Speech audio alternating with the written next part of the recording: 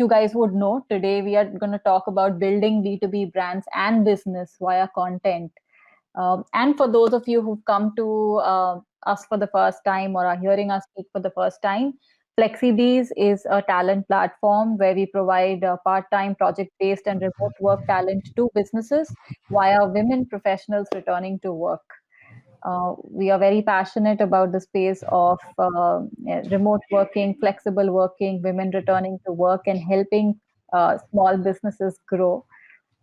Yeah, and this initiative, this webinar, is one that we think may help some of you guys build your brands better.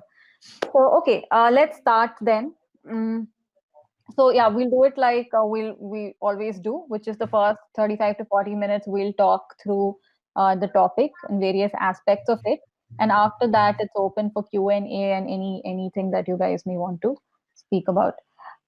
Okay, so before starting, I think just one or two things that I wanted to talk about with respect to building B2B brands, and one or two overview ideas to keep in mind, and then I'll pass the ball to Deepthi, who does it on a day-to-day basis for us.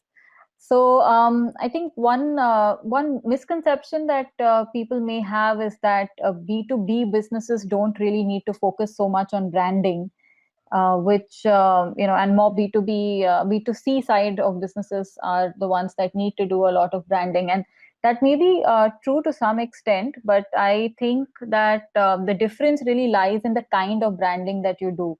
So for a B2C business, it's important to create an emotional connection with your audience.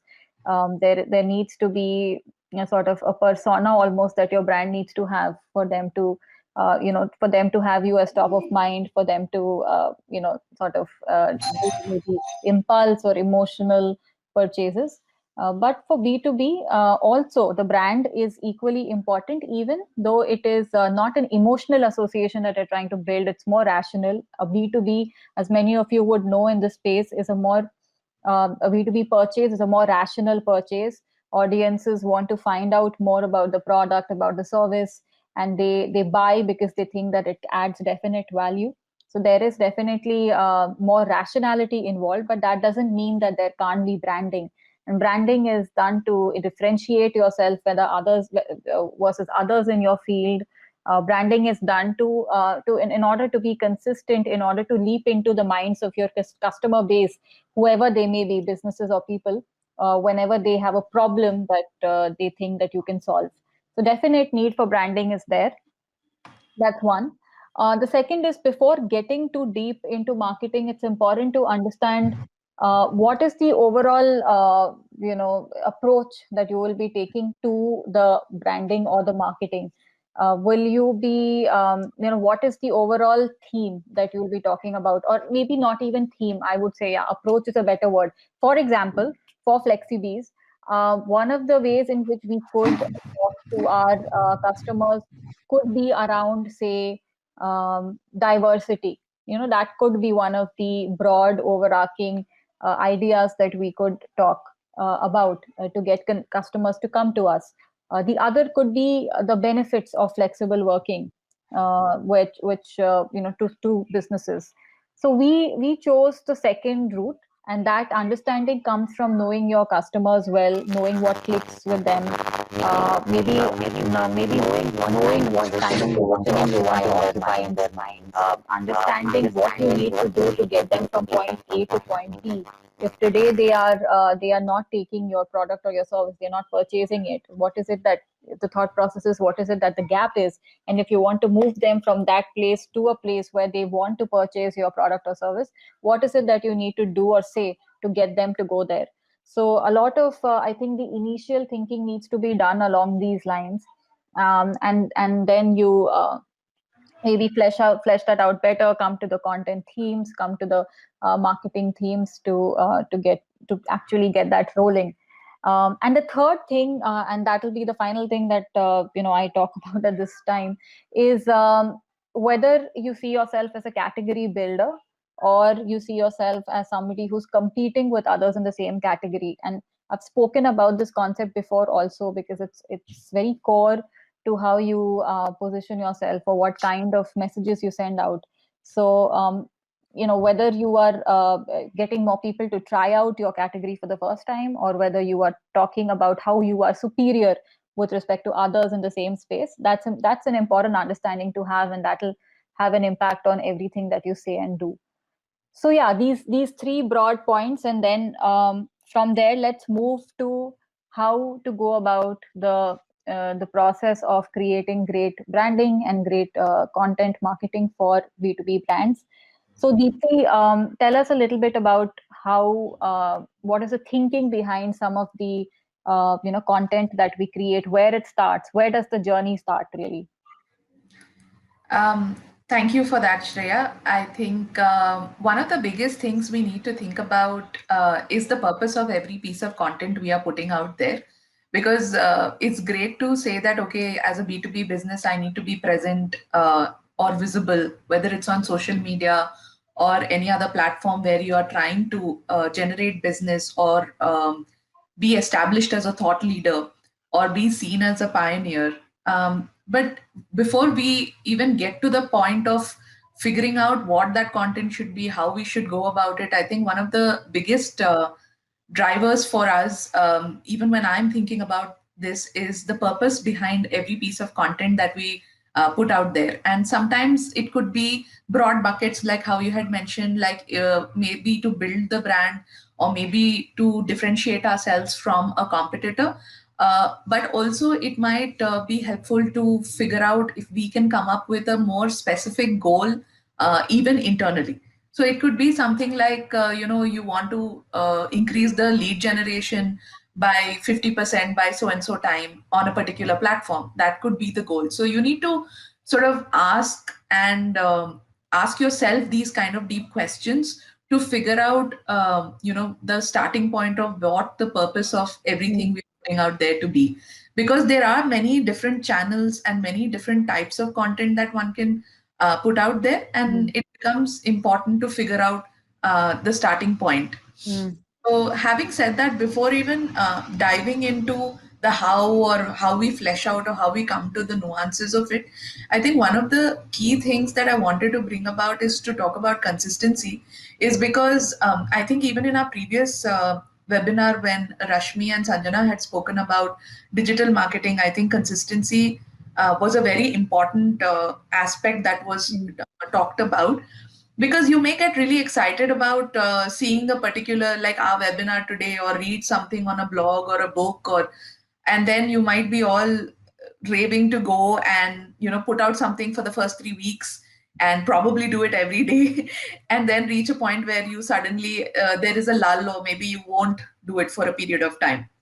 But I think one of the biggest things we need to keep in mind is, when you're building that target audience, you need to get them used to a certain pattern, predictability, even to say that, okay, every week, or, I get these emails, or I see a post, or I see something, or to just stay on top of their mind, even if it's not a very calculated calendar per se, but to just be visible and be on the top of the target audience minds, honestly. So, Yes. having said that, from there, I think after you figure out, the kind of the purpose behind why you're doing your content pieces and what you're putting out there, one of the things I think is also to think about your audience. Maybe as a business leader or a founder, these questions may come, or the answers may come very easily, because you might have started your journey from there before starting up a enterprise. But as someone doing the content, for example, it becomes extremely important for me to understand who our target audience is and what are we trying to solve for them. Because of the various formats we have, I've been lucky enough to have a lot of conversations with our existing clientele, or people who have been happy with us and sometimes not so happy as well, Mhm. because it gives me an idea into like what their psyche is, what are their pain points, and what are we trying to actually service for them, what are their business challenges, what are their drivers for change, and what is it that actually gets them excited about hiring flexible talent from us. So, just to draw an analogy or a parallel, it is kind of like know your customer, like KYC, if we take the banking or any other sector where people spend so much time in understanding who they are selling to. What is their motivation? Are they like impulsive buyers? Are they looking for an emotional purchase? Or is it like supposed to serve any other purpose? Similarly, I think we need to also get into the mind space of our clients and people who are looking to work with us, Mm. especially in the B2B space, and create those personas. So who are these people, who we are trying to attract? Who are our target audience? And what is it about them that needs FlexiBees kind of services? Mm. What is it that they are going through? Maybe the kind of growth curve they are in terms of where their business is currently, or maybe they are looking for expansions and they need like quick professionals, like a lot more hands on deck than they anticipated, Mm. or maybe they need to experiment with a certain kind of a product or a model, Mm. and they need to try it out and build a more agile team. So there could be many reasons, someone might be interested in coming to us. So I think Mm. understanding those and appealing to those is what I think is the starting point for me. Would you like to add anything to that? Yeah, so no, sounds great. I think target audience has to be the starting point for anything in marketing. Nothing starts without understanding who your target audience is. So that's a great point. And the pain point of your target audience, absolutely. And just Mhm. to add to that, that sometimes, uh, when you get into the flow of creating content, you may realize that there is a difference between, say, a problem statement and an insight. So Mhm. this is something that we used to call it in when I was in FMCG marketing. We used to call it insight. And insight could be something which is slightly say slightly more tactical or a more practical, more campaignable form or version of the problem. So for example, the problem could be, I need, as a small business, I need good talent, but I find the talent to be expensive. That could be the problem statement. Whereas if you when you start doing the content, you start understanding more of which content is doing well and what is not. One of the insights, in fact, this is an insight that we thought was applicable for us, was we came to know that while our audiences may vaguely know that, yeah, there is something called as part time and remote working talent, there is something called flexible talent. They may not know what kind of functions they can access that flexible talent for. Is it available for all functions, or is it available only for certain functions?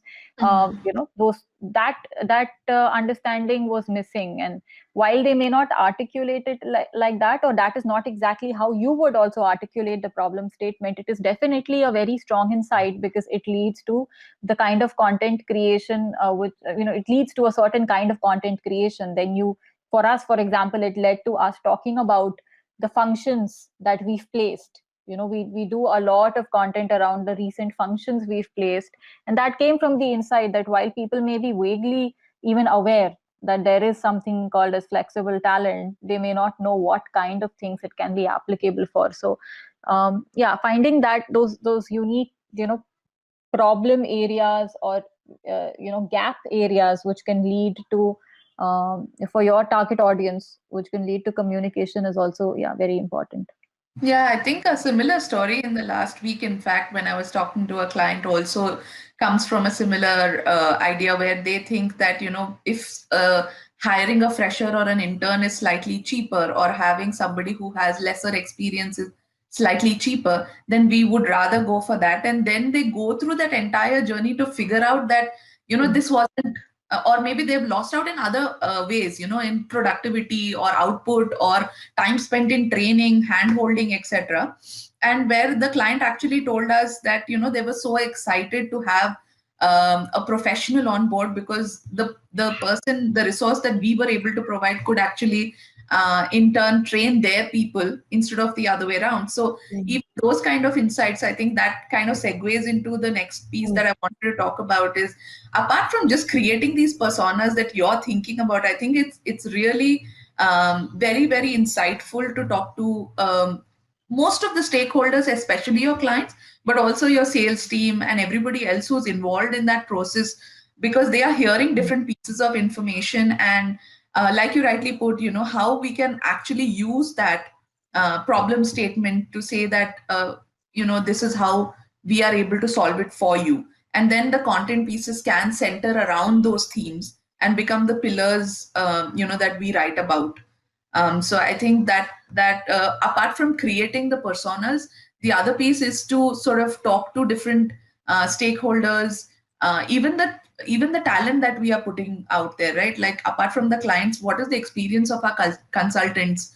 What have they gone through? Even that, all of these pieces, because I have been doing this for a while now, all of these pieces, I think, kind of helps in coming up with a strategy that works. Yeah. Yeah, absolutely. Talking to your, audience is important, but yeah, equally talking to people who talk to your audience. I mean, you get Yeah, a lot of yeah. very different perspectives. Yes. Absolutely. So even the sales teams have a lot of stories. The consultants have a lot of stories, like people who have been, how their contracts got renewed or why they got renewed, why were they happy, and then we kind of pitch that to a similar industry who's looking for similar Mm. roles, similar functions. Yeah. And I think in terms of doing that, another thing that comes across is you don't want everything to sound like a pitch when Mm. you put something out there, because it's very off-putting. People are on different social medias for also different purposes. Business could be one of them, but we have gotten feedback, more than once saying, at least even the clients I have spoken to who said, I noticed your advertisement or I noticed your blog or your blurb or whatever because it was different and it broke through the clutter of, the many posts out there. So I think it's about figuring out what is it, like maybe it's just one strong image or a creative or one strong statement, like you said, like you take that problem statement and you turn it around and to give them saying this is how we can help you. And this is, so if it is a pain point that I am going through as a business leader or a business owner, then it will directly speak to me and I'm more than prompted to click on it. So yeah, I think that is definitely one of the important pieces. So this all these things you need to do before you even get to the content piece, right? Because writing the content is like probably the sixth step in this whole series of things one needs to do, because these hard hitting questions are what you need answers for before you come down to what are the different kinds of content. Of course, it's like if you google it, you'll see that a certain kind of content does well on a certain kind of platform. But what is a good mix that works for you and your target audience? Should it be long?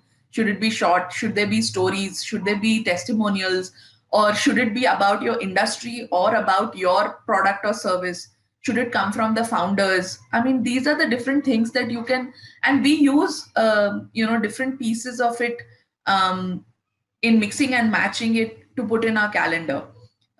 It's not that we use only a certain kind of um, you know kind of content out there. So apart from these kind of questions, there are also different kinds of properties.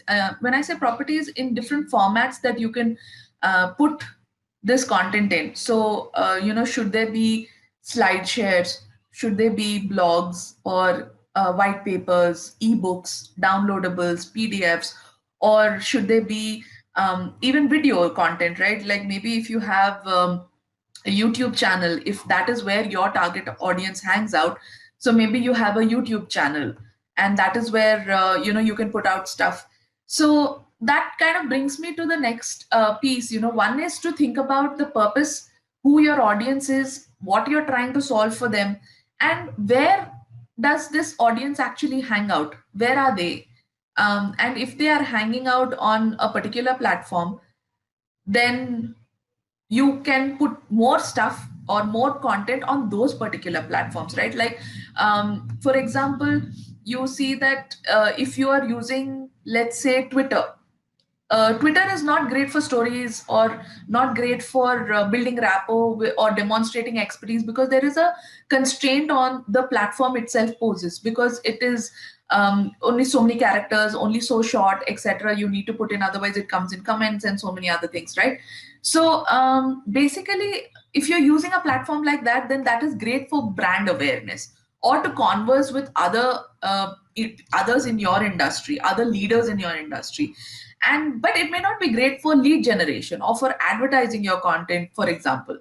On the other hand, if you so on Twitter, you might end up seeing a lot more of quotes, statistics, infographics even. But on the other hand, when you see LinkedIn, I'm talking about again LinkedIn because or Twitter is because they cater to the B2B business connections quite a bit. So on LinkedIn, you can definitely build a lot of rapport, talk to people, demonstrate expertise. There is a longer version of writing something, like you can put out articles, you can put out posts, you can demonstrate your professionalism or what is your service and talk about it with authority. You can build visibility, and this can be really good for lead generation as well. So Shreya, I think I was just talking about, Yeah. the tools that you can use, to create content as well, in terms of how after you come up with the persona and the kinds of content, because we use many different formats, right? We use like long and short, and we Mm. use from the client's perspective, from the founder's perspective. We talk from our services to the industry, news, or how we talk about different functions, like you mentioned. And then, how different channels help us do this as well. Yeah. So, how Twitter is different from LinkedIn and how we kind of attack that. I mean, we are also fairly present on Facebook and in Instagram as well, but there we cater to a whole different audience. Mm. So that's the reason, when you start this whole journey to figure out who you're talking to, where your target audience hangs out, that is where you need to be. And that is where your content needs to be. Um, so, I mean, I think before you kind of come up with all of this, um, you answer these questions, come up with a flow, and then we spoke about consistency. I think for us, at least a couple of times a week on the social media platforms, a couple of times a month for the blogs, for the emails, that's what works, because we don't want to. And I think even for anybody who's starting off or who's Mm. has been doing this for a while, that's a good number to kind of work with, because it gives you enough to kind of create valuable content, Mm. but also not infrequent, where your target audience may completely out of sight and out of mind kind of a thing. So maybe those kind of, you can of course experiment with this consistencies. You might even choose to send out Yeah. an email every week, but it depends on your business and your target audience and what you're trying to get out there. And the call to action, like everything that you put out there, people when they read it should want to do something. Sometimes I myself struggle with the frequency, to be honest, in spite of wanting to put out 2 pieces every week. It seems like a lot if you don't have like, sometimes you have self doubt as well. Is this good enough, or is it insightful enough, etc. But the idea, I think, is not to create like perfect Mm. content pieces, but to create a system Mm. that kind of works, and then sort of builds. Mm. And over a period of time, if you create like enough feedback loops, or Mm. even most of the social media, there is like some kind of metric that is available, either the likes or engagement or comments or something, some metric that is available to you, Mm. which will give you a sense check of how well a certain piece has performed. Yeah. And if you see it over a period of time, you will probably notice a pattern. Mm. Maybe your clients or your target audience likes stories, or maybe they don't like very long articles, or maybe they like really short, strong creatives, or you may see a pattern, and then you can sort of build from there.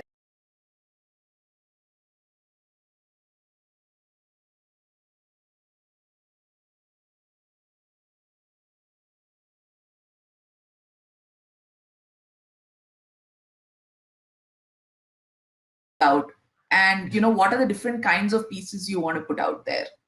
Yeah. Once you have this, I think there is merit in involving these stakeholders, like we talked about, maybe your sales teams, your clients, etc., to have short conversations and then have a brainstorming session to sort of have a laundry list of everything that you can actually do. Because there are many different ways and many different things that one can do. Uh, Yeah. sometimes when we do it, the days in the calendar fall short. Like I have so much I want to put out there, and then we are trying to scamper through and trying to rejuggle things to just see what fits where. So Yeah. we try to kind of balance out between talking about our services versus talking about the Mm. industry. We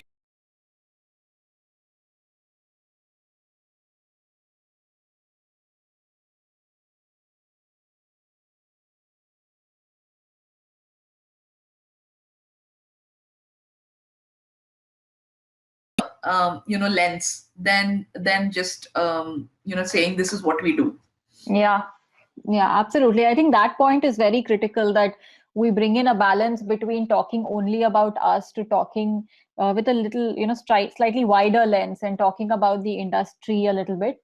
And that's because, you know, I think with B2B specifically, there is that. There is that tonality that one needs to adopt of being uh, of help, of trying to create value. So if definitely there is value that's created if you talk about your own services. That's why you are in the business in the first place, because you're trying to create value. But there are other ways of creating value as well. You can talk about the industry as a whole. You can talk about other aspects of the industry that people may struggle with or not know about or feel challenged about. And that has multiple benefits. Of course, you come across as being an industry leader. That's a very big benefit. You're not just in it for yourself, but you are actually pushing and driving the industry forward. And that kind of links very well to the earlier point I made on whether you're trying to build the category or you're trying to differentiate. And I think for both these objectives, wanting to create an industry leadership position is useful, is helpful. And that's what talking, balancing your content, your own benefits and your own USPs with what the industry is all about, what the way of the future for the industry is, what are some of those challenges that the industry will have to grapple with in times to come. All of these things are very useful and very good, value creators for your audiences. So yeah, that balance is very important. So, if you are just starting off and you kind of have come to this place where you have all these ideas and you have these answers to the questions that we've been talking about, you've probably narrowed down on one or two channels where you want to publish or want to be present. The other thing is to sort of create a calendar or create a timeline per se, for when you want to do what. Because in fact, usually by the mid of 1 month, I usually prepare the calendar for the upcoming month, because then in the short term, like this Mm. week, what has to go out, but you also know in the next coming weeks, what is it that you would like to put out. Because what happens is when you think on the fly or in really short term, you may end up putting out like similar kind of content too many times, or maybe talking about the same thing too many times, which may not be appealing or can even have like maybe a negative effect on the target audience that you're trying to appeal to. So if I'm doing, let's say, client testimonials, maybe I do it only once or twice in a month.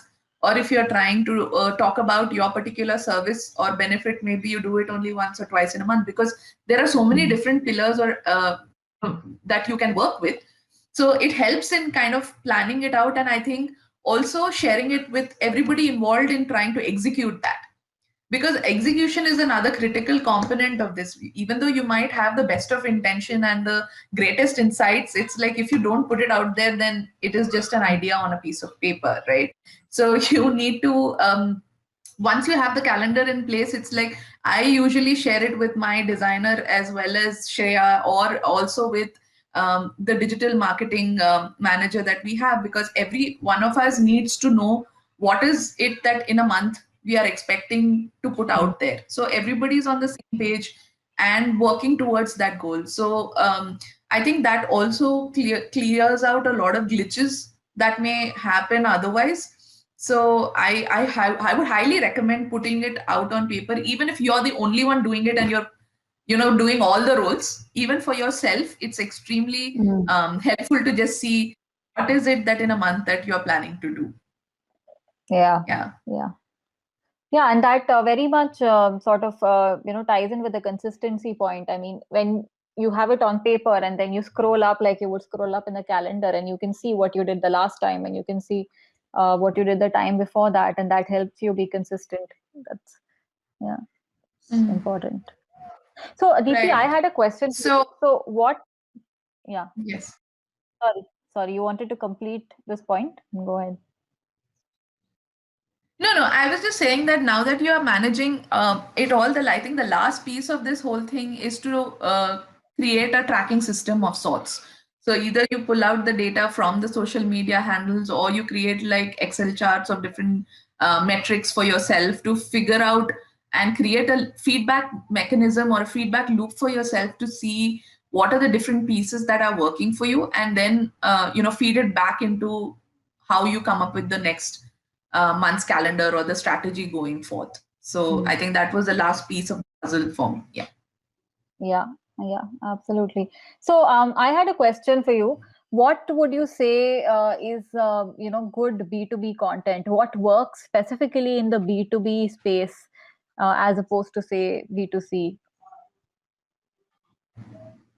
I think for us, it's always keeping the lens of the business in mind. I think what works well for us, what we have noticed is to talk about stories. Like, the consultants we have placed, the success stories of the different functions that we have been able to cater to, or even the clients who have been serviced by us. If we talk about their stories, I think stories have done well for us, and also the Mm. format of putting it in a story instead of just giving it as dry statistics or facts. The story formats have definitely worked for us. In the emails, we also see that sometimes a little more sort of emotional hooks have worked for us rather than stating like, say like a statement that would sound like a blog title versus saying something that would actually catch someone's attention, which Mm. like personalized tones have worked Mm. better for us. So I Yeah, think those interesting. are definitely. Yeah. Yeah. So all of these kind of point to the fact that people at the end of the day are people, whether they are in B2C or B2B. It's Yeah, people who are reading their content and absolutely. so I then think in stories. B2B, absolutely. I think sometimes when you're doing B2B, you assume or keep thinking about the business in Mm. mind and then forget the faces behind it. But at the end of the day, Mm. it's another person you want to promote and you want them to react to something that you're saying or doing. So usually because of our USP, I feel that some women or even some men who have been in that, founders that I have spoken to, for example, resonate so much with the idea of letting women come back to work.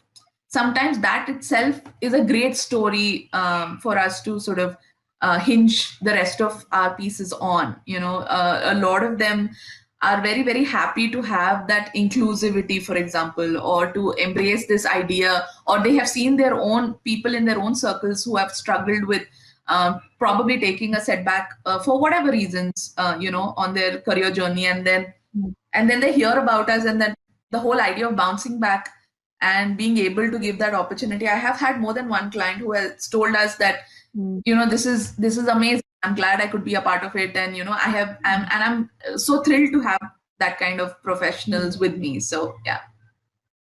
Mm. Great. Yeah, great. So yeah, I think yeah, seeing your audience as a person is very, very critical. Having said that, though, I feel like for B2B, it's also important to balance it with, say, your good old, say, long form write-ups. So, say, for example, a blog.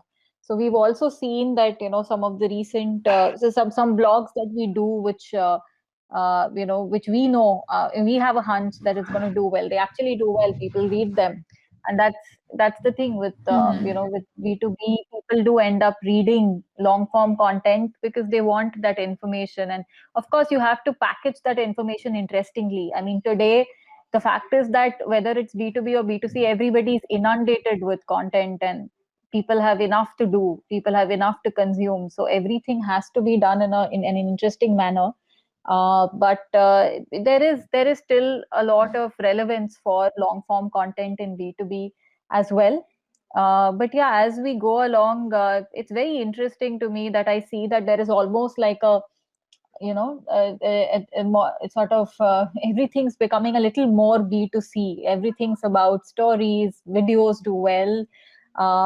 Some of that is also to do Yeah, with the yeah, videos platform. do well. Yeah, yeah. Yeah, But yeah. yeah, so it's nice. Yeah, it's a nice balance that you can strike by, doing, and that's what we do, right? We do balance our long form and our short form, etc. We do that Yes, balancing act, all those things in our calendar. Yeah. So yeah, that's useful. absolutely. That's important. Yeah. Right. Yes. So, I think that kind of brings us to the end of this. Just to have like a quick recap, I think the bigger questions one needs to answer is the purpose of, why you have put out a content piece out there. What is it that you want to achieve? What are the calls to action? And then create your audience personas, figure out where they, hang out. To figure out your audience personas, also talk to your all the stakeholders involved as much as you can. They are obviously the ones like your sales teams, their clients, even this in our case, the consultants that we provide, they all have stories and they are different pieces of the puzzle of the same chain for us, and they give us insights that we may sometimes not have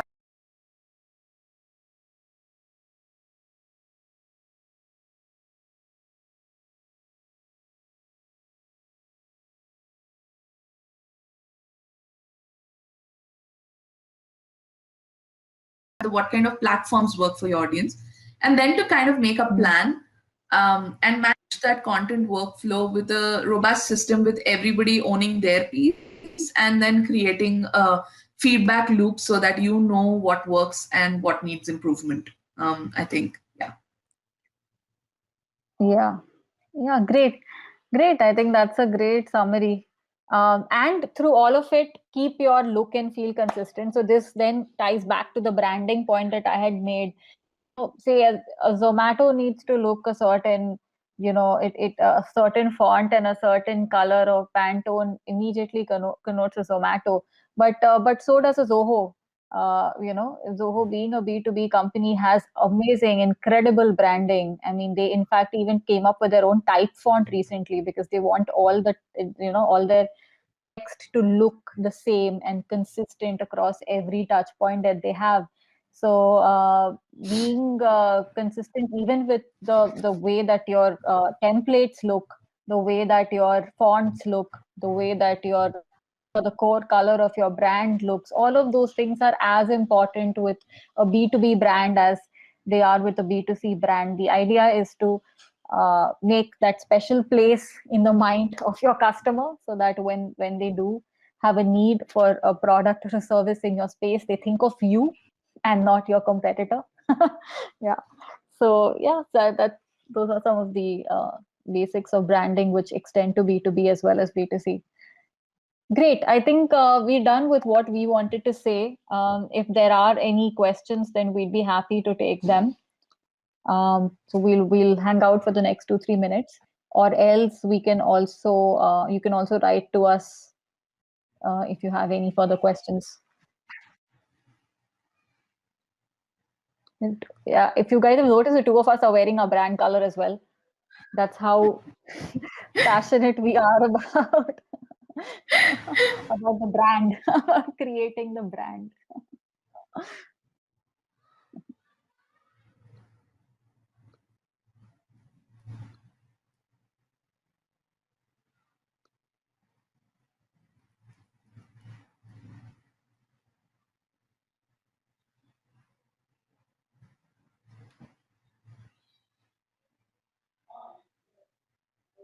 Hmm. I think we can close the session now. Deepti, I think Okay. we can close the session now. Great. Great speaking with all you guys, and you will be getting a recording of this on email, and we'll be happy to take any questions if any of you have on branding, marketing, content marketing. So you can write to us. Thank you. Thanks, Thank Deepti. you. Thank you. Thank you for attending, guys. Okay, bye bye. Bye bye.